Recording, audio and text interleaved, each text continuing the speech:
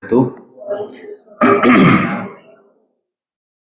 Innal hamdalillah nahmaduhu wa nasta'inuhu wa nastaghfiruh wa natubu ilayhi wa na'udzu billahi min shururi anfusina wa min sayyiati a'malina may yahdihillahu fala mudilla lahu wa may yudlil fala hadiya lahu ashhadu an la ilaha illallah wahdahu la sharika lahu wa ashhadu anna muhammadan 'abduhu wa rasuluh sallallahu alaihi wa ala alihi wa sahbihi wa man ihtada bihudah واقتفى أثره إلى يوم الدين وسلم تسليما كثيرا أما بعد معاشر المسلمين والmuslimat hadirin hadirat rahimani wa rahimakumullah. Kita bersyukur kepada Allah Subhanahu wa taala pada malam hari ini kembali kita bisa bermajlis di masjid yang insyaallah penuh dengan keberkahan ini. Kemudian salawat beserta salam semoga senantiasa tercurah limpahkan kepada Nabi kita Muhammad sallallahu alaihi wasallam, kepada keluarga beliau, para sahabat, serta orang-orang yang senantiasa mengikuti sunnah beliau hingga akhir zaman kelak. Taib ikhwani rahimani wa rahimakumullah. Kita akan lanjutkan kepada materi kajian kita dalam pembahasan kitab Tauhid alladzi huwa haqqullahi 'alal 'abid, di mana pada pertemuan kita yang telah lalu kita membahas bab yang kedua ya. Di mana bab yang kedua membahas tentang keutamaan dari mentauhidkan Allah Subhanahu wa taala. Di antara keutamaan yang paling besar yang akan diperoleh oleh seseorang tatkala dia mentauhidkan Allah Subhanahu wa taala adalah dosa-dosanya akan digugurkan oleh Allah Subhanahu wa taala. Baik, ma'asyiral muslimin rahimani wa rahimakumullah. Kemudian Syekh Muhammad Ibn Abdul Wahhab rahimahullahu taala membawakan dalil-dalil yang lain yang berkaitan dengan keutamaan dari mentauhidkan Allah Subhanahu wa taala. Baik, kemudian ma'asyiral muslimin kita masuk kepada bab yang berikutnya. Bab yang keempat, bab yang ketiga, di mana beliau mengatakan babu man haqqaqa tauhida dakhala al-jannata bighairi hisab. Bab man, siapa saja orangnya, laki-laki ataupun perempuan, haqqaqa tauhid, yang merealisasikan tauhid, dakhala al-jannata bighairi hisabin, maka dia akan masuk ke dalam surga tanpa adanya hisab. Ini adalah bab yang berikutnya, yang mana bab ini sebenarnya kalau kita perhatikan masih berkaitan dengan keutamaan apa? Tauhid. Bab apabila seseorang merealisasikan tauhid, mentauhidkan Allah, maka dia akan masuk ke dalam surga tanpa apa? Tanpa hisab. Baik, ma'asyiral muslimin rahimani wa rahimakumullah. Kenapa beliau menyendirikan bab ini? Padahal sebelumnya beliau membahas tentang apa? Keutamaan tauhid juga. Ada keutamaan tauhid yang begitu banyak, begitu agung, begitu luar biasa. Ternyata beliau menyendirikan tentang keutamaan tauhid berupa masuk surga tanpa hisab. Ini menunjukkan kepada kita tentang keutamaan atau salah satu di antara keutamaan besar yang diperoleh oleh seseorang apabila dia merealisasikan tauhid, yaitu masuk ke dalam surga tanpa hisab dan juga tanpa azab yang nanti akan kita sebutkan. Jadi ini termasuk di antara bagian dari keutamaan seseorang tatkala dia mentauhidkan Allah Subhanahu wa taala. Baik, ma'asyiral muslimin rahimani wa rahimakumullah. Kemudian beliau membawakan beberapa dalil yang berkaitan dengan keutamaan orang-orang yang merealisasikan tauhid kepada Allah Subhanahu wa taala.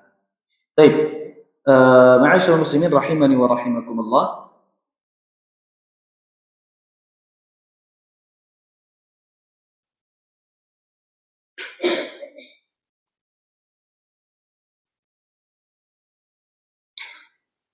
Kita akan tampilkan tentang rincian dari judul yang disebutkan oleh Syekh Muhammad bin Abdul Wahhab rahimahullahu taala. Beliau mengatakan babu man haqqaqat tauhid. Bab tentang man. Man sekali lagi ini dalam bahasa Arab namanya isim mausul, menunjukkan keumuman. Jadi keutamaan ini berlaku untuk siapa? Berlaku untuk semua orang yang tentunya harus memenuhi persyaratan. Taib, orang ini baik dari kalangan para sahabat Nabi, dari kalangan tabi'in, dari kalangan atba'ut tabi'in, bahkan dari kalangan orang-orang yang hidup setelah mereka. Dengan demikian, kita pun juga bisa memperoleh keutamaan ini. Karena lafadznya umum, siapa saja, baik itu dari orang-orang terdahulu maupun orang-orang belakangan.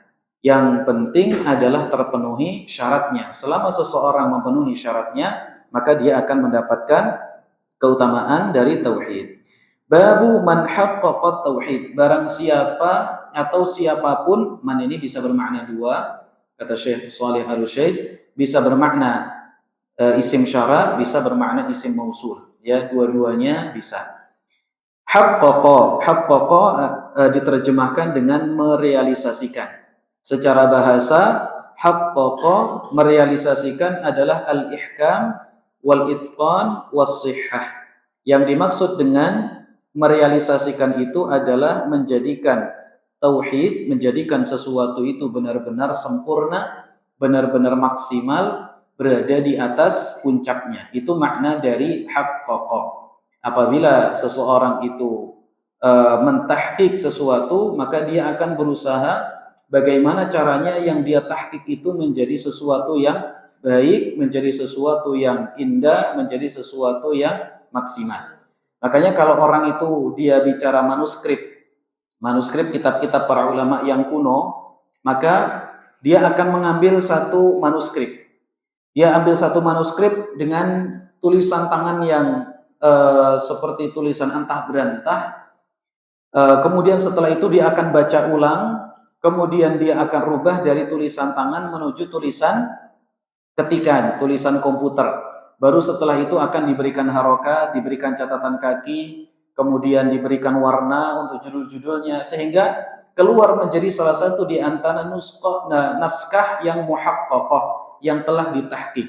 Artinya dirubah dari sesuatu yang biasa menjadi luar biasa. Itu namanya mentahqiq. Ya, menjadikan sesuatu menjadi ihkam dan itqan, mutqin, kemudian indah, kemudian bagus, kemudian maksimal. Ini adalah makna bahasa dari haqqaqa. Adapun secara syar'i, yang dimaksud dengan mentahqiq sesuatu adalah al-iltizamu bi kulli ma yuqawwi ifradal muslimi lillahi bima yakhussu bihi minal aqwali wal a'mali adh-dhahirah wal batinah. Jadi yang dimaksud dengan merealisasikan tauhid adalah beriltizam atau melazimi bikulli ma yuqawwi terhadap semua perkara yang dapat mengokohkan, menguatkan ifradal muslimi lillah, mengokohkan bentuk pengesaan seseorang kepada Allah, baik berupa ucapan dan perbuatan yang zahir maupun yang batin. Ana ulangi. Jadi mentahqiq tauhid itu artinya seseorang melazimi, berkomitmen untuk menerapkan semua perkara yang bisa mengokohkan bentuk pengesaan seseorang kepada Allah Subhanahu wa taala. Apa yang dia lazimi, yang dia komitmen untuk dia terapkan, semua hal, baik itu perbuatan yang zahir, perbuatan yang batin, kemudian amalan yang zahir, amalan yang batin, ucapan yang zahir, ucapan yang batin, semuanya dilakukan, semuanya dilazimi supaya tauhidnya menjadi tauhid yang kokoh, ya. Tauhidnya menjadi tauhid yang kokoh. Baik. Jadi ma'asyiral muslimin, bab sebelumnya dengan bab ini itu berbeda. Ini beda kasta. Kalau bab yang sebelumnya itu bisa jadi orang-orang yang biasa pun juga mendapatkan keutamaan. Ya, babu fadlit tauhid wa ma yukaffiru minadz-dzunub bisa jadi didapatkan oleh setiap orang yang mereka beriman meskipun keimanannya sekedarnya. Ya, melazimi akidah, melazimi ketaatan, sekedarnya itu dia bisa mendapatkan keutamaan, masuk ke dalam surga, dihindarkan dari neraka. Makanya kemarin kita sebutkan masuk surga itu ada dua, ada masuk surga segera, tidak nyicip neraka terlebih dahulu, ada orang yang masuk surga apa? Setelah nyicip neraka. Tapi ujung-ujungnya ngapain? Ujung-ujungnya masuk surga. Apakah orang yang durjana bisa masuk ke dalam surga, Pak? Sehari-hari dia melakukan kemaksiatan kepada Allah, tapi dia tidak berbuat syirik. Taib. Dalam kondisi tersebut dia meninggal dunia. Bisakah dia masuk surga? Bisa. Dakhalal jannah. Bisakah dosa dia diampuni, Pak? Sangat bisa. Jadi bab yang sebelumnya itu adalah yang distilahkan oleh para ulama, nanti kita sebutkan, adalah tahqiqu asli tauhid, merealisasikan dasar dari tauhid. Ya, merealisasikan dasar dari apa? Dasar dari tauhid. Taib. Adapun bab ini itu berkaitan dengan orang yang memiliki nilai plus dalam merealisasikan tauhid. Segala hal yang bisa mengokohkan tauhid itu dikerjakan, ya. Segala hal yang bisa memperkuat proses dia dalam mengisahkan Allah itu apa? Diperkuat. Hasilnya pun juga akan apa, Pak? Hasilnya akan beda. Orang nanam, kita buat analogi sederhana, Pak. Orang itu nanam apa namanya? Cabai. Ada orang nanam cabai itu sekedar beli bibit tancap gitu aja ya. Kemudian disiram itu sekedarnya. Kadang kalau ingat ya disiram, kalau enggak ya enggak pernah dipupuk, enggak pernah, tidak ada apapun yang dia lakukan kecuali sekedar nanam saja. Aslut tauhid, cuma ditanam aja. Ada model orang itu yang dia sudah nanam, kemudian gimana caranya berbuah. Akhirnya setelah ditanam, kemudian dikasih penutup supaya tidak terlalu panas, kemudian dikasih pupuk, disiram pagi sore, kalau ada gulmanya apa? Dicabut-cabuti, kemudian disemprot dan yang lain sebagainya. Ini namanya tahqiq. Seseorang mentahqiq pohon lombok gitu ya. Tanaman apa? Lombok. Dia melazimi semua perkara yang dapat mengokohkan tauhid dia kepada Allah Subhanahu wa taala. Ini bab yang berkaitan dengan apa? Berkaitan dengan hal ini. Maka keutamaannya pun juga tidak main-main, yaitu masuk surga tanpa hisab, tanpa adab. Nah, jadi ini yang dimaksud dengan apa? Merealisasikan tauhid, mentahqiq tauhid, yaitu seseorang menerapkan, berkomitmen untuk mengerjakan semua perkara yang dapat mengokohkan bentuk pengesaan dia kepada Allah Subhanahu wa taala. Apa yang dia lazimi? Yang dia lazimi itu adalah ibadah berupa ucapan, perbuatan yang zahir maupun yang batin, ya. Ibadah yang zahir, ibadah batin. Kemudian ucapan yang zahir, ucapan yang batin. Taib. Dengan demikian ma'asyiral muslimin rahimani wa rahimakumullah. Para ulama kita menjelaskan bahwa orang yang menerapkan, merealisasikan tauhid itu ada 3 kelompok. Ada 3 tingkatan. Yang pertama adalah orang yang haqqaqa aslat tauhid. Orang yang dia itu hanya merealisasikan pokok utama dari tauhid. Ibadah kepada Allah, tidak berbuat syirik. Oktil, itu saja. Ya. Ini adalah tipikal orang yang pertama. Ya, dia kalau tauhid no, syirik yes. Kembali ya, apa? Tauhid yes, syirik no, ya. Cuma itu saja. Salat nanti, ibadah nanti, baca Quran nanti, semuanya apa? Semuanya nanti. Ini namanya tahqiq asli at-tauhid. Ini ibarat orang tadi apa, Pak? Nanam pohon sekedar dicepkan saja, dicepkan itu ditanamkan saja ya tanpa pernah dia urus. Tapi bisa buah atau tidak, Pak? Bisa, tapi kadang-kadang buahnya lomboknya cuma 1. Kemudian daunnya apa, Pak? Keriting, ya. Pedes atau tidak, Pak?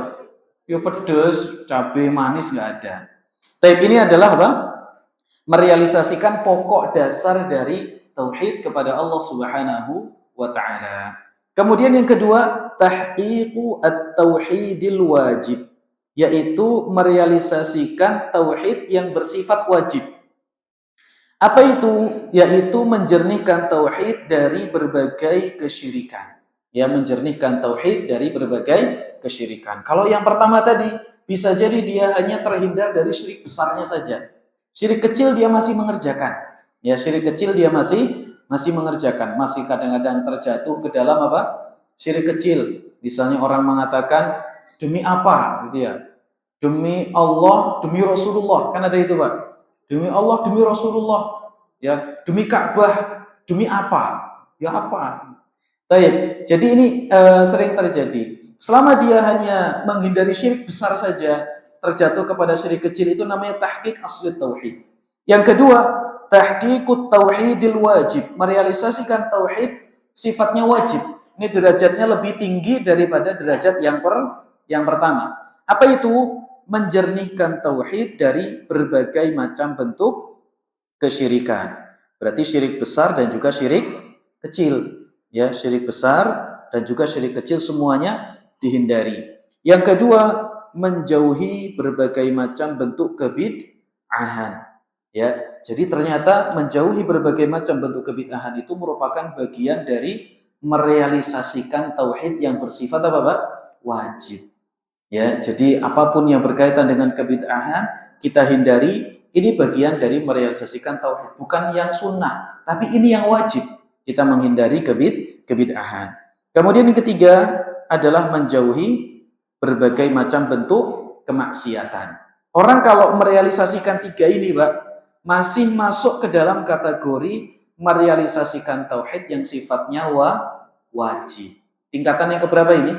Tingkatan yang kedua. Baik, dari tingkatan pertama sama tingkatan yang kedua, kita masuk yang mana, Pak? Kita masuk yang mana nih, Pak? Mudah-mudahan yang ketiga. Pilihannya kan 1 sama 2, mudah-mudahan apa? Yang ketiga. Boleh berandai-andai, Pak? Bukan berandai-andai, ini adalah berharap, kan begitu. Baik, tapi seharusnya harapan disertai dengan apa, Pak? Usaha. Yang berikutnya, tahqiqut tauhidil mustahabbi, merealisasikan tauhid yang bersifat sunnah. Jadi ini tingkatan yang ketiga. Sudah bahasa orang sekarang bilangnya bahwa sudah pro gitu ya. Yang aslu tauhid sudah dia terapkan, yang wajib sudah dia terapkan, yang sunnah pun juga dia kerjakan. Ya, yang sunnah dia kerjakan. Apa itu? Seseorang merealisasikan tauhid yang bersifat lebih dari yang wajib terhadap tauhid. Yang wajib sudah dia tunaikan semua, dia merambah kepada tingkatan yang berikutnya, yaitu merealisasikan perkara-perkara yang sunnah. Pelengkap apa, Pak? Tauhid. Ya, ibarat orang kalau makan, Pak. Aslu tauhid itu orang makan cuma ada nasi saja. Kemudian tahqiqut tauhidil wajib, orang makan ada nasi, ada sayur. Ini yang wajib. Tahqiqut tauhidil mustahab, ada nasi, ada sayur, ada sambal, ada ikan bakar, ada lalapan, itu namanya tahqiq tauhid mustahab. Semuanya apa, Pak? Semuanya dikerjakan. Semuanya dikerjakan. Apa kriterianya? Satu, menjauhkan tauhid dari syubhat. Tadi yang syirik besar, syirik kecil dikerjakan, dihindari sama yang kedua tadi. Tapi perkara syubhatnya bisa jadi tetap dikerjakan. Kalau tahqiqut tauhidil mustahab, syirik besar, syirik kecil, yang syubhat-syubhat pun juga dihindari oleh orang-orang yang ingin merealisasikan tauhid yang apa? Yang mustahab, ya. Perkara yang wajib dikerjakan, syirik besar, syirik kecil, kemudian syubhat semuanya dihindari. Yang kedua, menjauhkan diri dari perkara yang makruh. Nah, subhanallah. Ini yang makruh apa, Pak? Dihindari. Baik. Kemudian yang ketiga, menjauhkan diri dari perkara yang mubah yang berlebihan. Fudulul mubahat, perkara mubah yang berlebihan. Ini semuanya dihindari. Kemudian yang paling inti kata para ulama, hati yang penuh dalam menghadap kepada Allah Subhanahu wa taala. Ini berat atau tidak ini, Pak? Tahqiqut tauhidil mustahab ini, Pak. Berat atau tidak? Berat ya. Baik, mau naik ke yang kedua aja emposan ya, Pak. Tapi semoga Allah Subhanahu wa taala berikan kemudahan kepada kita semua untuk bisa merealisasikan tauhid yang mustahab. Jadi ada 3 tingkatan orang di dalam merealisasikan apa, Pak? Tauhid kepada Allah Subhanahu wa taala. Ini fungsinya bukan untuk menghukumi orang lain. Kang, sampeyan iki Kang. Yang aku belajar isek level 1. Nah, apa bahasa, Pak?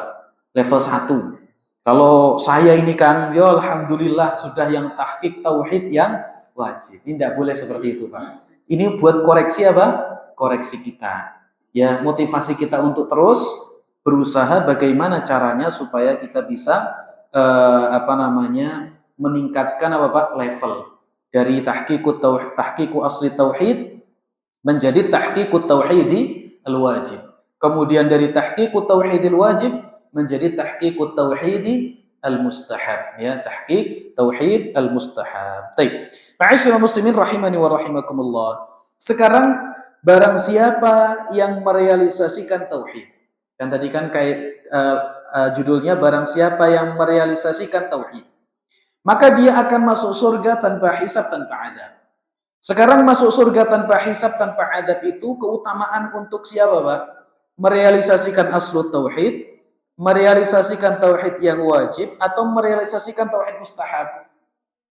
Nah, yang mana? Yang satu, yang dua, atau yang ketiga? Jawabannya yang ketiga, yaitu orang yang merealisasikan tauhid yang mustahab. Karena amalannya begitu besar, maka keutamaannya pun juga begitu besar. Ya, masuk ke dalam surga tanpa hisab dan tanpa azab. Sekarang beliau mengatakan man haqqaqat tauhid, barang siapa yang merealisasikan tauhid. Tauhid di sini menggunakan alif lam. Tauhid apa yang dimaksud?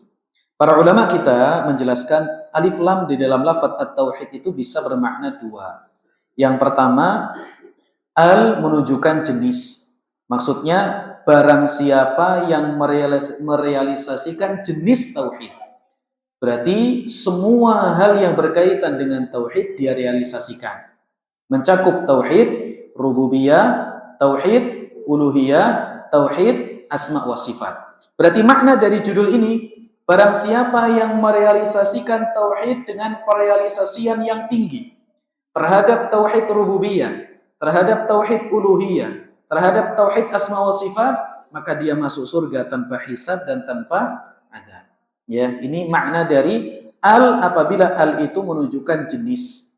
Jadi merealisasikan jenis tauhid semuanya, mencakup tauhid rububiyah, uluhiyah, dan juga asma wa sifat. Yang kedua, sebagian para ulama memahami tauhid di sini adalah tauhid uluhiyah. Berarti barang siapa yang merealisasikan tauhid uluhiyah, maka dia akan masuk ke dalam surga tanpa hisab, tanpa azab. Kenapa ada ulama yang mengkhususkan tauhid ini dengan tauhid uluhiyah? Karena dulu pernah kita bahas, tauhid uluhiyah itu nama lainnya adalah tauhid tolab. Apa tolab itu, Pak? Tuntutan. Jadi ada sesuatu yang harus kita amalkan, sesuatu yang harus kita penuhi, ya, sesuatu yang harus kita terapkan. Sedangkan tauhid rububiyah dan juga tauhid asma wa sifat itu dikenal di kalangan oleh para ulama dengan nama tauhid al-ma'rifati wal itsbat, ya, tauhid al-ma'rifah wal itsbat.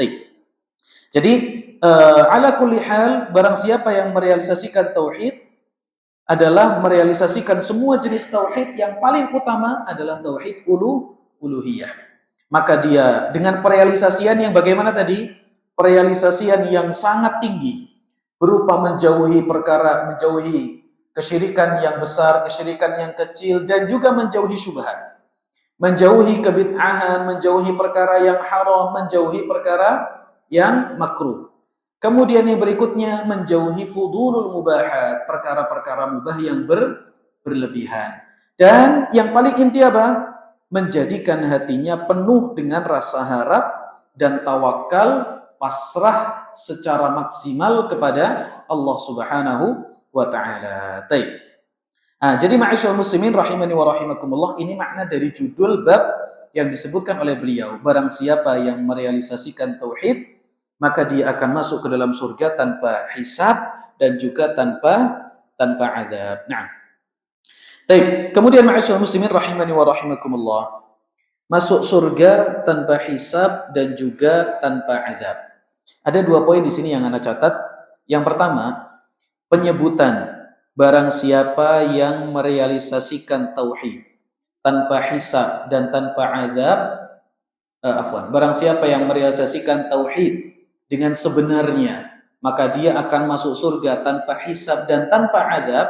Ini bukanlah pembatasan terhadap keutamaan orang yang merealisasikan tauhid.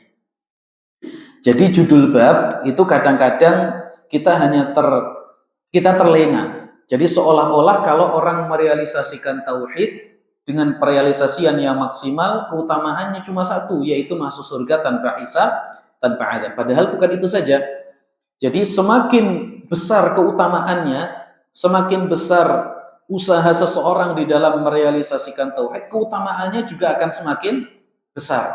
Termasuk diantaranya adalah masuk surga tanpa hisab, tanpa azab.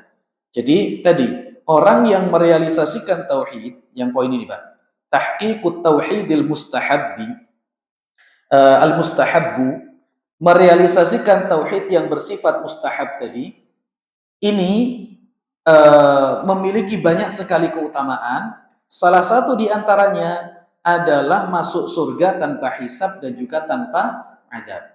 Jadi sekali lagi, bukan pembatasan. Orang kalau merealisasikan tauhid dengan sempurna, maka keutamaannya cuma satu, masuk surga tanpa hisab, tanpa azab. Ini bukan demikian. Ini poin yang pertama. Yang kedua, ma'asyiral muslimin rahimani wa rahimakumullah.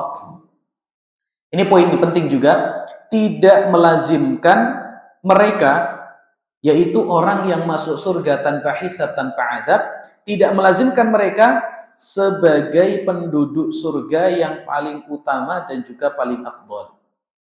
Jadi artinya orang yang masuk surga itu kan ada dua. Ada orang yang masuk surga tanpa hisab, tanpa azab.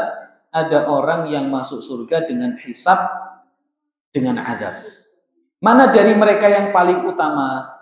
Tidak boleh, kata para ulama, kita memutlakkan orang yang masuk surga tanpa hisab, tanpa azab, dia afdal secara mutlak dari yang dihisab. Itu tidak bisa demikian. Bisa difahami ya Pak? Oleh karena itu Al-Imam Ibnu Qayyim Al-Jauziyah dalam kitab beliau Hadil Arwah, di sini Anda nukilkan, beliau mengatakan, la yalzamu min sabqihim lahum fid dukhuli irtifa'u manazilihim alaihim. Kata beliau, tidak melazimkan, bukan suatu kelaziman.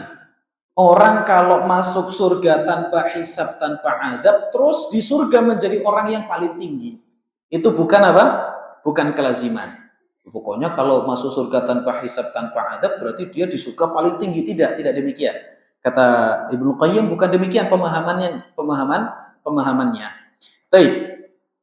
Bal qad yakunul mutaakhiru a'la manzilatan wa in sabaqahu ghairuhu fid dukhul. Kata beliau, bahkan bisa jadi orang yang terakhir masuk surga, orang yang terakhir datangnya karena dia dihisab terlebih dahulu, hisabnya panjang, bisa jadi orang itu a'la manzilatan, lebih tinggi kedudukannya. Ya, lebih tinggi kedudukannya. Wa in sabaqahu ghairuhu fid dukhul. Meskipun bisa jadi ada orang lain yang mendahului dia di dalam masuk ke dalam surga. Nah ini poinnya, poin yang sangat penting. Kemudian kata beliau, kata Ibnu Qayyim, wad dalilu ala hadza, dalil ini bahwa bisa jadi orang yang masuk surga terlebih dulu, analogis yang sederhana juga ma'asyiral muslimin tentang orang kaya dan orang yang miskin. Tatkala sama-sama di dalam apa? Di dalam padang mahsyar. Tatkala dia dihisab oleh Allah, mana yang lebih cepat hisabnya? Orang yang punya duit atau yang tidak punya duit? Yang lebih cepat yang mana? Yang tidak punya apa? Tidak punya duit, tapi punya tanah, Pak. Gitu berarti duit. Baik.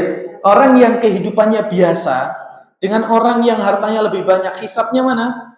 Lebih banyak orang yang punya harta, lebih berat hisabnya orang yang punya harta. Dalam kehidupan dunia pun juga sama loh, Pak. Orang yang duitnya banyak dengan perusahaan yang besar, sistem auditnya lebih lama yang mana, Pak? Ya perusahaan besar. Kalau kita UMKM, dodolan es balon, mau diaudit kan cuma sehari 2 hari sensus penduduk jadi. Tapi kalau sudah bisa perusahaan, timnya harus banyak, harus lama, harus jeli, sistemnya harus terukur, rapi, dan yang lain sebagainya. Kan begitu ya, Pak? Taib, kata Imam Al-Qayyim, kalau seseorang itu misalnya dia dihisab duluan, karena bandanya itu sedikit, akhirnya dia lebih dulu masuk ke dalam surga. Si kaya ini terakhir dia, karena tanahnya dihisab, mobilnya dihisab, terus kemudian apa lagi? Usahanya dihisab, kemudian pakaiannya, perkakasnya, semuanya dihisab. Tapi begitu clear, selesai, bisa jadi nanti dia tatkala masuk surga, tempatnya paling apa? Paling tinggi. Bisa difahami ya, Pak? Itu kata Imam Al-Qayyim Al-Jauziyah rahimahullahu ta'ala. Bisa jadi orang itu dia mampir dulu dihisab. 70.000 orang dia jalur pinggir, ya, masuk ke dalam surga tanpa hisab, tanpa adab. Begitu masuk surga, bisa jadi yang dihisab ini nanti derajatnya lebih tinggi dibandingkan orang yang masuk surga tanpa hisab, tanpa adab. Kata beliau, "Wad dalilu ala hada." Dalil atas hal ini. Anna minal ummati, ada di kalangan umat Islam ini, man yadkhulul jannata bighairi hisabin. Ada orang yang masuk ke dalam surga tanpa hisab. Wahum sab'una alfan. Mereka itu 70.000. Kata Imam Al-Qayyim, wa qad yakunu, kata beliau, ba'du man yuhasab afdalu min ghairihim. Meski demikian, bisa jadi orang yang dihisab itu lebih utama daripada yang masuk surga tanpa hisab, tanpa azab. Berarti bisa jadi juga yang masuk surga tanpa hisab, tanpa azab, derajatnya lebih tinggi dari yang dihisab. Itu semuanya sangat apa, Pak? Sangat mungkin. Jadi keutamaan ini hanya keutamaan sebelum masuk surga. Hisab, azab, surga. Hisab, azab, surga. Jadi keutamaan orang yang merealisasikan tauhid ini, dia masuk surga melewati 2, tidak hisab, tidak azab. Nanti kalau sudah urusan surga sudah beda lagi. Kaidahnya sudah apa? Sudah beda lagi. Bisa jadi keutamaannya sangat tinggi, keutamaannya bisa jadi dilampaui oleh orang yang dihisab oleh Allah Subhanahu wa taala. Berarti mana yang lebih utama, derajat tinggi di surga atau tidak dihisab dan tidak diadab? Jawabannya derajatnya tinggi, tidak dihisab, tidak diadab.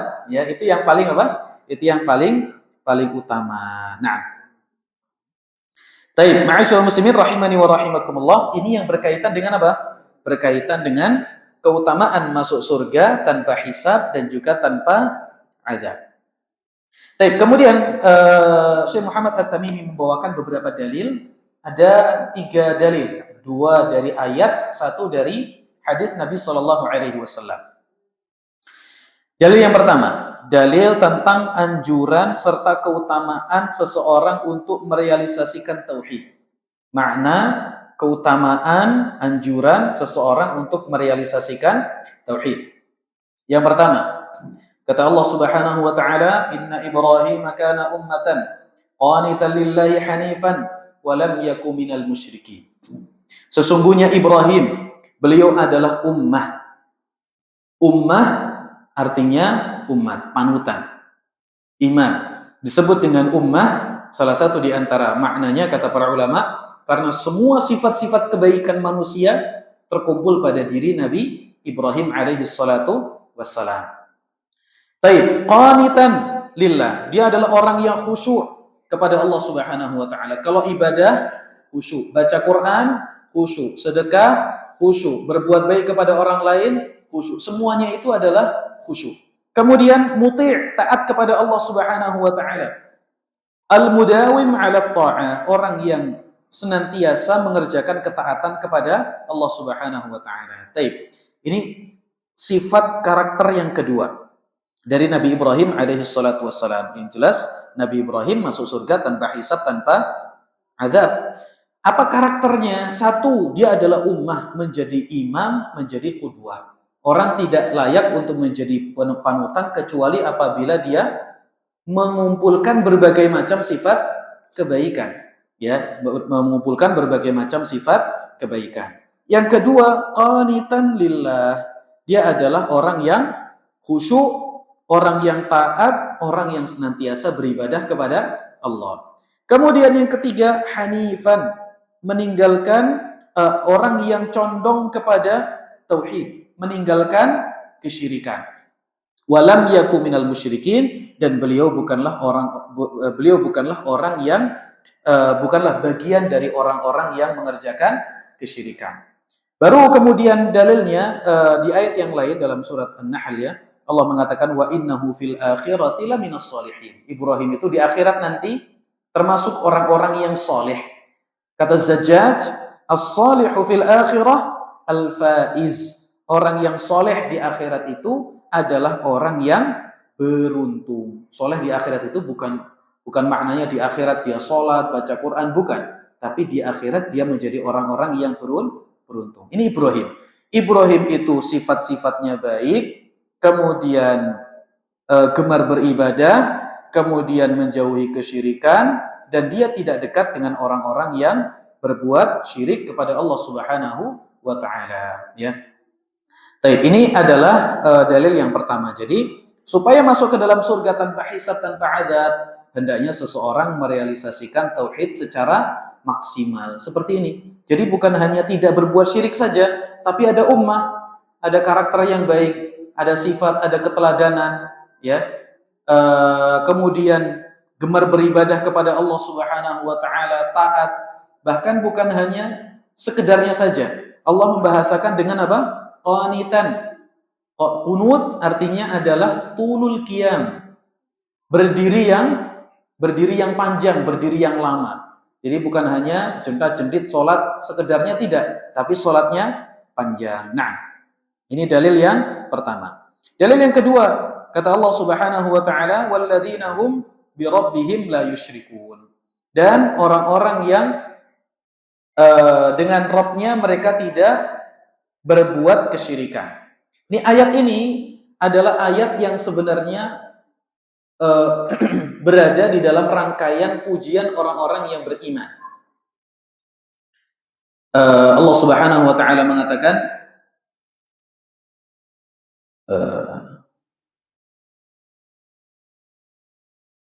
innal ladzina hum min khasyati rabbihim musyfiqun wal ladzina hum bi rabbihim yu'minun wal ladzina hum bi rabbihim la yusyrikun wal ladzina yu'tuna ma ataw wa qulubuhum wajilah annahum ila rabbihim raji'un.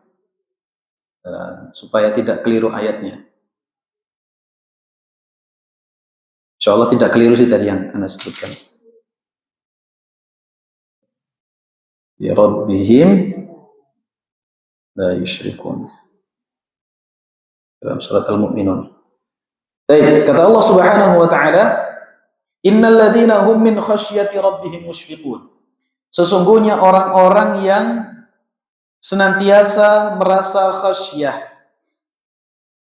takut kepada Allah Subhanahu wa taala. Ini karakternya, Pak. Kemudian yang kedua, walladzina hum biayati rabbihim yu'minun. Orang-orang yang beriman kepada ayat-ayat Allah Subhanahu wa taala. Walladzina hum bi rabbihim la yusyrikun. Orang-orang yang tidak berbuat syirik.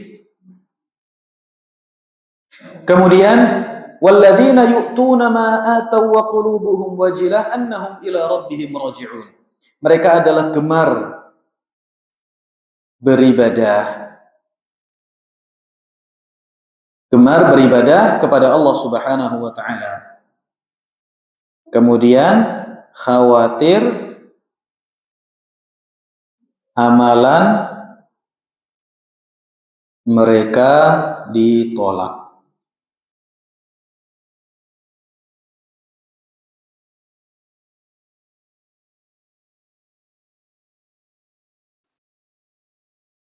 Nah, ini kriterianya. Ulaika yusari'una fil khairati wa hum laha sabiqun. Ya. Mereka adalah orang-orang yang bersegera di dalam kebaikan.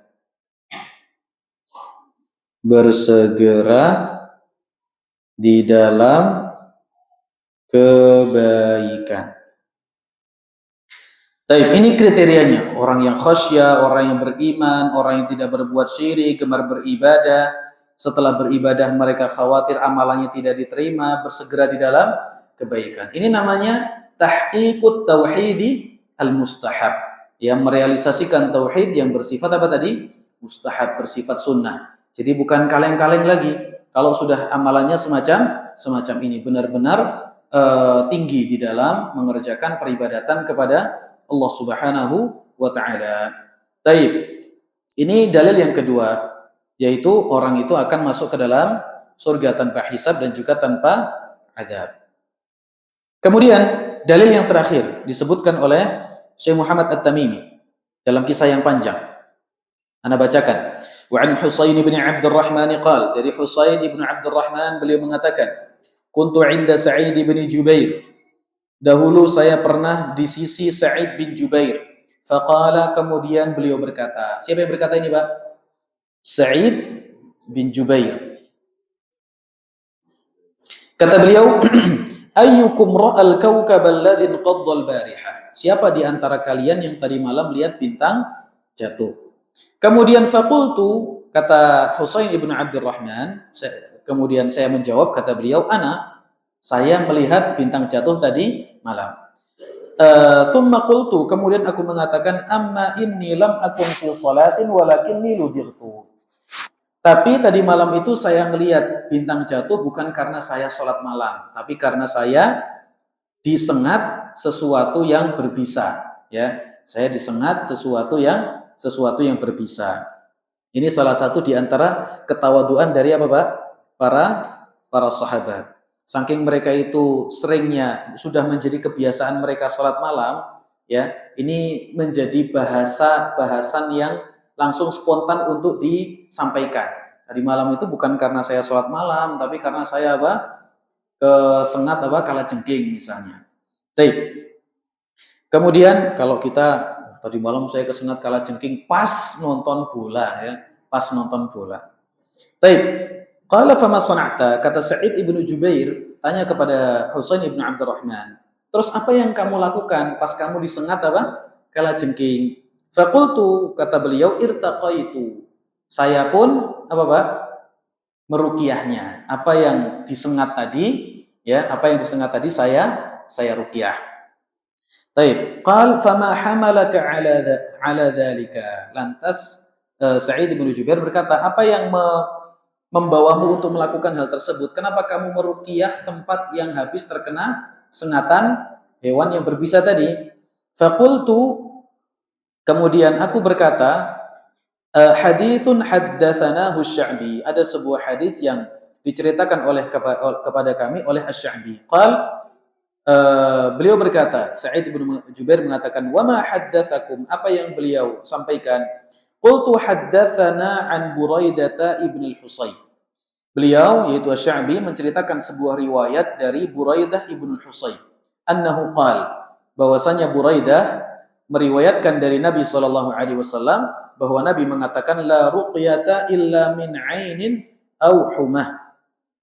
Tidak ada ruqyah kecuali karena sebab pandangan mata jahat atau sengatan hewan yang berbisa.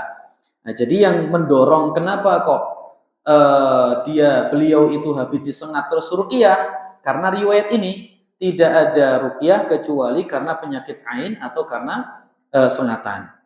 Faqal, kemudian beliau berkata, qad ahsana man intaha ila ma sami'a. Sungguh alangkah bagusnya orang yang dia mengerjakan sesuai dengan apa yang dia dengar. Apa yang dia dapatkan dari Nabi, dia amalkan, itu adalah orang yang paling baik. Walakin haddatsana Ibnu Abbas, akan tetapi telah menceritakan kepada kami Ibnu Abbas, anin Nabi sallallahu alaihi wasallam, dari Nabi sallallahu alaihi wasallam, annahu qala, bahwasanya beliau mengatakan, uridat alayyal umam, pernah ditampakkan kepadaku umat-umat, fara'aitun nabiyya wa ma'ahu rahtu, aku melihat ada seorang nabi yang bersama nabi tersebut itu hanya segelintir orang saja. Wan nabiyyu, rahat itu antara 3 sampai 10. Wan nabiyya wa ma'ahu ar-rajulu war-rajulan, saya juga melihat nabi pengikutnya cuma 1 atau 2. Subhanallah, nabi pengikutnya berapa, Pak? 1 atau 2. Sabilun najah subscribernya berapa? 360, Pak. Nabi cuma berapa? Satu atau dua. Tapi berkahan mana, Pak? Berkahan dakwahnya Nabi. Ya, berkahan dakwahnya Nabi. Bahkan kata beliau, wan nabiyya wa laisa ma'ahu ahad. Bahkan ada nabi yang tidak ada pengikutnya, subhanallah. Ya, hari ini orang tergila-gila dengan apa, Pak? Dengan pengikut. Kalau pengikutnya banyak, seolah-olah itu menjadi patokan kebenaran. Ini Nabi SAW diperjelas oleh Allah Subhanahu wa taala bahwa ada nabi itu yang cuma dapat satu pengikut. Idh rufi'a li sawadun 'azim. Tiba-tiba diangkat kepadaku ada segerombolan sesuatu yang sangat banyak. Sampai saking banyaknya itu mereka kelihatan apa? Hitam. Fadhanantu annahum ummati. Saya mengira mereka itu adalah umatku. Sudah ada? Sudah. Tapi kita adzan terlebih dahulu. Insyaallah kita lanjutkan setelah adzan. Sallallahu alaihi wasallam ala Nabi Muhammad.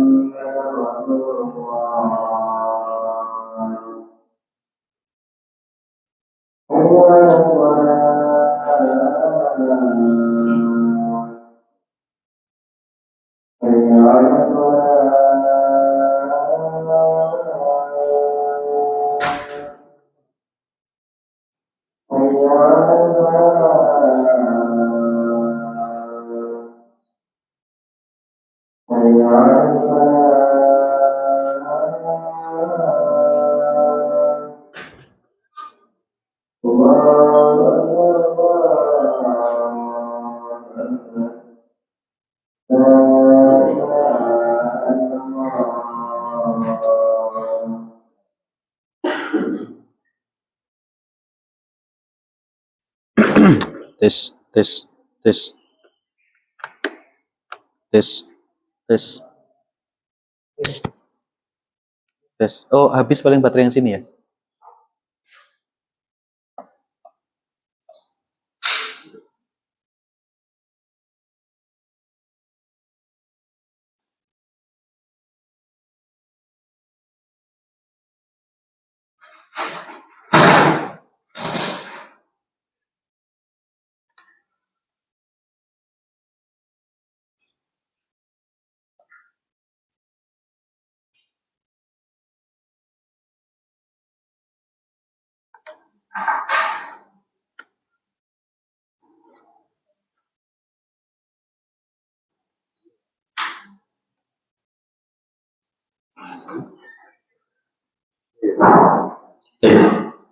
Alhamdulillah wassalatu wassalamu ala Rasulillah wa ba'd. Kita lanjutkan. Kemudian kata beliau, idrufi ali sawadun azimun. Tiba-tiba diangkat untukku satu kelompok yang sangat banyak. Saking banyaknya kelihatan apa? Sangat hitam karena jumlahnya sangat banyak. Fadhanantu annahum ummati. Aku mengira mereka itu adalah umatku. Faqila li hadza Musa wa qaumuh. Kemudian dikatakan kepadaku bahwasannya ini adalah Musa dan juga kaumnya. Jadi kaumnya Nabi Musa itu termasuk di antara kaum yang jumlahnya banyak. Fanadhartu, kemudian saya melihat atau saya menunggu. Nadhara yang zuru bisa jadi melihat apabila yata'adda bi ila. Nadhara ila melihat, nadhara ta itu menunggu. Fa idza sawadun azim, maka tiba-tiba ada sekelompok yang sangat besar berikutnya. Faqila li, kemudian dikatakan kepadaku, hadhihi ummatuk, ini adalah umatmu. Wa ma'ahum sab'una alfan, bersama dengan umatmu ini di dalamnya ada 70.000 orang. Yadkhulunal jannata bighairi hisab, yang mereka itu masuk ke dalam surga tanpa hisab wala adzab, tanpa adab. Masuk surga tanpa hisab, tanpa adab. Jumlah mereka adalah 70.000. Kalau dari zaman Nabi sampai sekarang, Pak, 70.000 orang, banyak atau sedikit, Pak? Sedikit. Kita ini kebagian atau tidak ini, Pak? Subhanallah ya. Makanya anak kalau baca syarah hadis ini dari dulu, Pak, anak sangat pengen 70 itu maknanya bukan 70. Jadi 70 di dalam bahasa Arab itu maknanya dua. Yang pertama adalah dimaksudkan bilangannya. 70 itu ya 70. Yang kedua, 70 itu dimaknai banyak. Ya. In tastaghfir lahum 70 marratan fala yaghfirallahu lahum. Kalau seandainya pun kamu memberikan istighfar kepada orang kafir. Kan orang kafir tidak boleh kalau dia meninggal dalam kondisi kafir, tidak boleh kita mintakan ampun kepada dia. Kata Allah Subhanahu wa taala, kalaupun kamu meminta ampun 70 kali, tidak akan diampuni. Sekarang kalau kita mintakan ampun 71 kali, Pak, diampuni atau tidak? Hah? 72, kan enggak 70 itu, atau 80 lah, diampuni atau tidak?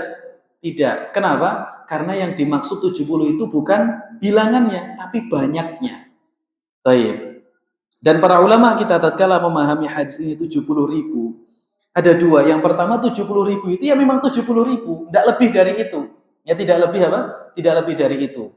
Kemudian yang kedua mengatakan banyak. Jadi 70.000 itu bukan pembatasan hanya 70.000.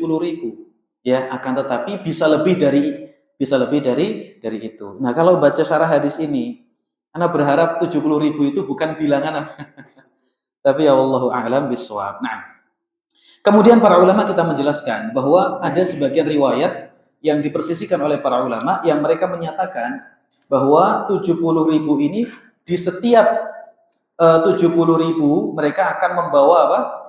Membawa 70.000 yang lainnya. Ya lumayan lah ya Pak ya. Tayyib. Nah, makanya kalau kita hitung jumlah manusia dari 14 abad yang lalu sampai sekarang alangkah banyaknya. Kemudian ulamanya berderet, Pak. Kita baca Syiar A'lamin Nubala itu sudah sangat banyak, mulai dari sahabat, mulai dari tabi'in, mulai dari atba'ut tabi'in, kemudian dari al-a'immatul arba'ah sampai zaman kita sekarang. Untuk mengisi slot 70.000 itu alangkah apa? Alangkah sedikitnya. Ya, subhanallah. Satu stadion, Pak. Satu stadion itu berapa isinya, Pak? 400.000, beneran? Pernah ya, Bu? Tergantung stadionnya ya. Kalau stadion kampung ya, taib. Ya satu stadion. Subhanallah. Berarti alangkah apa, Pak? Sedikitnya. Nah. Kemudian kemudian Nabi Shallallahu Alaihi Wasallam bangkit. Fadakhala manzilahu. Kemudian beliau masuk ke dalam rumahnya. Kemudian para sahabat itu masih ngobrol. Ya, jadi ngobrol bermanfaat itu tidak terlarang di masa Nabi Shallallahu Alaihi Wasallam. Fakhadhan nasu fi ulaik. Lantas para manusia itu berbicara membahas tentang siapa mereka. Ini obrolan para sahabat itu seperti ini, Pak. Ya Allah, nanti kita itu masuk apa enggak? Ini sahabat loh, Pak ya. Sahabat ini. Ya kalau kita nanti masuk apa enggak? Nanti nasib kita gimana? Ini sahabat Nabi Shallallahu Alaihi Wasallam. Mereka banyak berspekulasi. Faqala ba'duhum, sebagian mereka mengatakan, fala'allahumul ladzina sahibu Rasulullah. Bisa jadi mereka itu adalah para sahabat Rasulullah Shallallahu Alaihi Wasallam. Kalau begitu, hore, kita adalah sahabat Nabi Shallallahu Alaihi Wasallam. Wa qala ba'duhum, tapi sebagian yang lain mengatakan, fala'allahumul ladzina wulidu fil Islam. Bisa jadi mereka itu adalah orang-orang yang menjadi sahabat Nabi SAW atau tidak, tapi mereka dilahirkan dari sejak Islam, falam yusyriku billahi syai'a. Mereka tidak menyekutukan Allah Subhanahu wa taala. Ini yang lainnya. Wa dzakaru asya, dan yang lain mengatakan A, yang lain mengatakan B, yang lain lagi mengatakan C, dan yang lain sebagainya. Taib fa kharaja alaihim Rasulullah sallallahu alaihi wasallam. Lama Nabi di dalam, tatkala keluar para sahabat masih duduk. Bahasa Bapak ini 70.000 orang itu kita masuk atau tidak? Ya, 70.000 orang itu kita masuk atau tidak?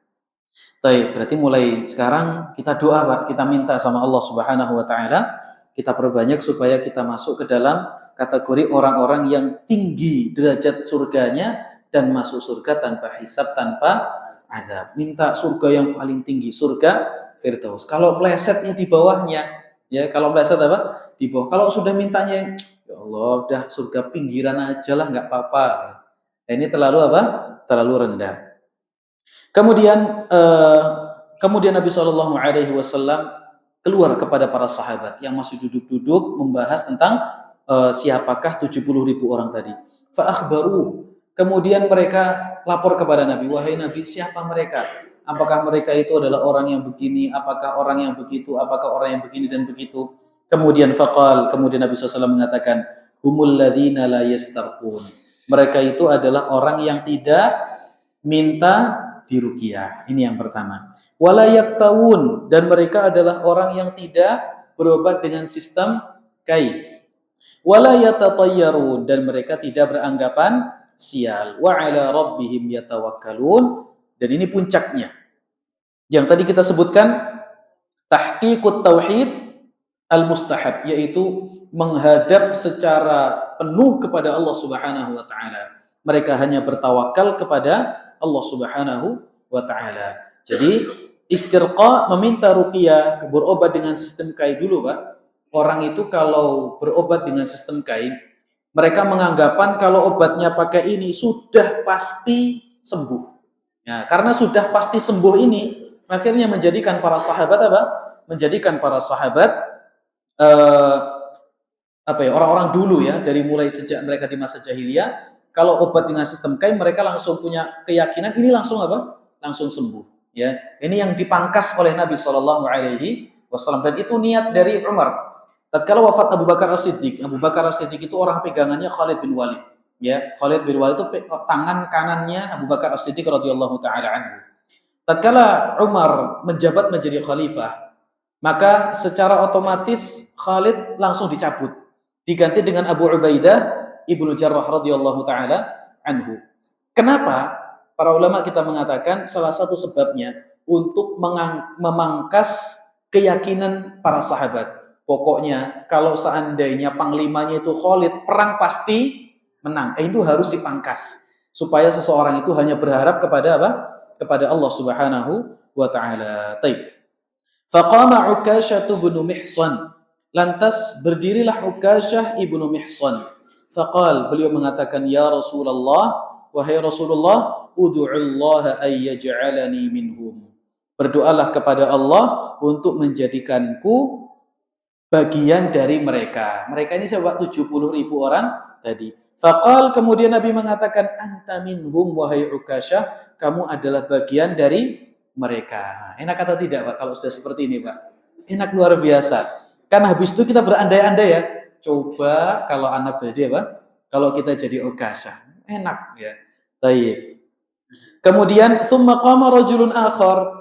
Kemudian berdiri laki-laki yang lain. Faqal, kemudian dia mengatakan, ya Rasulullah, ud'ullaha ay yaj'alani minhum. Wahai Rasulullah, berdoalah kepadaku untuk menjadikanku di antara mereka. Ini minta juga. Ukasyah ACC. Nah, Ukasyah apa? Di ACC. Ini laki-laki minta juga. Sahabat Nabi SAW. Kemudian kata Nabi SAW, sabaqaka biha Ukasyah. Kamu keduluan Ukasyah. Dah, satu aja ya. Ternyata Ukasyah yang paling segera untuk mengetahui hal tersebut. Berarti ma'asyiral muslimin, ini tipsnya. Salah satu sebab orang bisa masuk surga tanpa hisab, tanpa adab adalah berdoa. Seperti yang tadi disampaikan. Ya, meminta kepada Allah Subhanahu wa taala, memperbanyak doa kepada Allah Subhanahu wa taala, dan tawakal kepada Allah Subhanahu wa taala. Baik. Masalah ruqyah, kemudian kemudian tatoyur, insyaallah nanti akan kita bahas pada babnya ya, supaya tidak terlalu panjang kita dalam membahas hadis ini. Nah, intinya ma'asyiral muslimin, semua ini adalah karakter dari orang-orang yang merealisasikan tauhid dengan perealisasian yang mustahab, ya, perealisasian yang mustahab. Nah, wallahu taala a'lam bissawab. Sampai di sini ada yang mau tanyakan jamaah? Ada yang belum jelas? Silakan. Ini yang terkait masuk surga dan bahasa dengan riwayat yang tadi disebutkan beberapa. Kalau di gabungan dengan riwayat lain, konon ada sebelum pasti ada 13 syaratnya itu seperti apa? Salah satu cara yang seingat saya, salah satunya tidak suka jidal, tidak apa, tidak berbohong walaupun saat dia Taib. lain itu Masuk surga tanpa hisab, tanpa adab. Wallahu a'lam bishawab. Mungkin Ana perlu baca kembali. Namun untuk mempersiapkan materi ini, Ana sudah baca beberapa kitab induk, di antaranya Taisirul Azizul Hamid, Fathul Majid, kemudian kitab ini tapi tidak terlalu mungkin Ana baca, kemudian At-Tamhid, Syarah Kitabut Tauhid, kemudian Al-Maslakul Rasyid, Syekh Sultan Al-Umairi. Ini kitab-kitab yang menjadi referensi Ana untuk Ana baca sebelum Ana menyiapkan materi. Dari kitab-kitab induk tadi yang Ana baca, sependek yang Ana tahu, belum, ini semua kitab induk ya Pak? Ini semua kitab induk, Syarah Kitabut Tauhid itu banyak. Sama satu lagi, Syarah Kitabut Tauhid, Syekh Shalih Al-Utsaimin. Ini kitab-kitab yang Ana baca persiapan untuk materi ini. Dari kitab-kitab tersebut, Ana belum mengetahui, sependek pengetahuan Ana terhadap kitab tersebut, tidak ada pembahasan syarat-syaratnya sampai 13. Sependek pengetahuan Ana ya. Dan kitab yang paling besar yaitu Taisirul Azizul Hamid, tercetak dalam 4 jilid, itu pun sama, tidak ada syarat 14 tadi. Kemudian Al-Maslakul Rasyid juga tidak ada. Kemudian di Fathul Majid juga tidak ada. I'anatul Mustafid juga tidak ada. Kemudian di Al-Qaulul Mufid juga tidak ada. Ana bilang tidak ada karena memang tidak ada, karena Ana sudah baca semuanya di bab ini di kitab-kitab tersebut. Nah, jadi wallahu a'lam, mungkin Ana perlu untuk baca kembali, tapi seingat Ana itu kitab-kitab yang paling fenomenal menjadi rujukan terkait tentang syarat masuk surga tanpa hisab dan tanpa adab. Wallahu a'lam bishawab. Baik. Ada lagi, Pak? Ibu-ibu ada pertanyaan? Cukup ya? Baik, kita cukupkan sampai di sini. Wassallallahu wasallam ala nabiyina Muhammad. Subhanakallahumma wa bihamdika asyhadu an la ilaha illa anta astaghfiruka wa atubu ilaik. Assalamualaikum warahmatullahi wabarakatuh.